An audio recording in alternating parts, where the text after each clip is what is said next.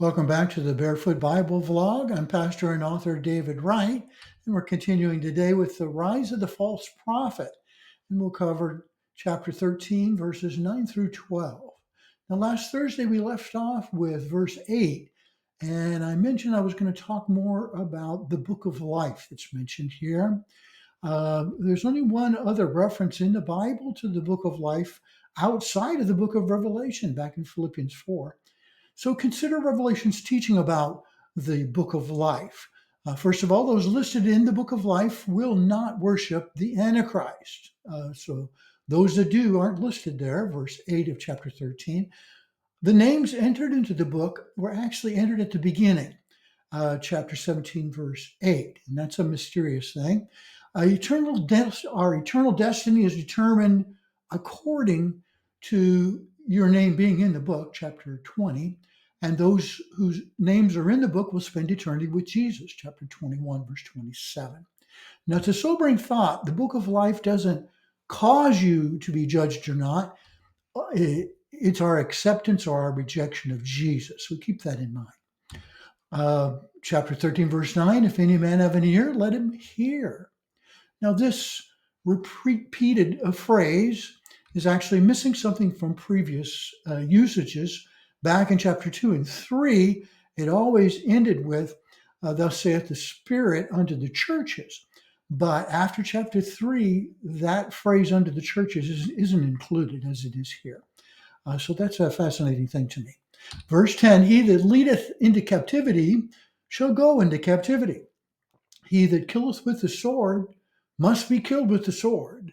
Here is the patience and the faith of the saints. So the saints will be led into captivity and killed with the sword during this time of great spiritual darkness. Verse 10 prophesies their persecutors will also suffer the same consequences under the coming wrath of God. They must be killed with the sword. So even in this chapter about a world under satanic rule, we see the continuing grace of God encouraging those whose faith will receive the ultimate test. And may God bless them. Verse 11, I beheld another beast coming up out of the earth, and he had two horns like a lamb, and he spake as a dragon. Now, the word translated another indicates another of a similar kind, and that's important. The Antichrist requires additional support to fulfill Satan's goals, and so he'll rely on the false prophet for that. In the vision, the beast does not appear to wear a crown. His power and authority are not political, but religious. He's a wolf in sheep's clothing, like Matthew 7 says. The beast spake as a dragon, so like the serpent who whispered to Eve in the garden. Through the false prophet, Satan again will speak guile and deceit to mankind.